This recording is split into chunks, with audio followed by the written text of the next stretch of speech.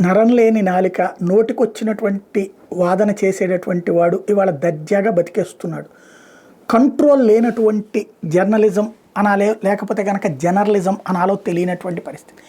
జగన్ ఇంటి ఎదురుగుండా ఓ పార్క్ లాంటి ప్రదేశం ఉంటుంది.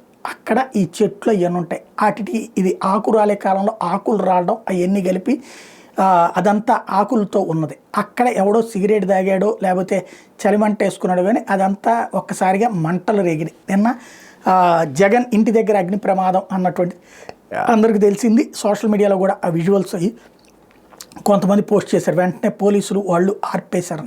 దీన్ని ఇప్పుడు కొత్త కాన్సెప్ట్ తెర మీదకి తీసుకొచ్చారు. జగన్ ఇంట్లో లెక్కర కుంభకోణానికి సంబంధించినటువంటి కాగితాలంట తీసుకొచ్చి అక్కడ పోసి తగలబెట్టారట. జగన్ ఇంటికి వెళ్ళి ఎవడన్నా సెర్చ్ చేస్తున్నాడా, లేకపోతే ఆ తగలబెట్టాలనుకున్నాడు రోడ్డు మీదకి తెచ్చిపోతాడు, ఇంట్లోనే తగలబెట్టుకుని బూడి చేయొచ్చు కదా.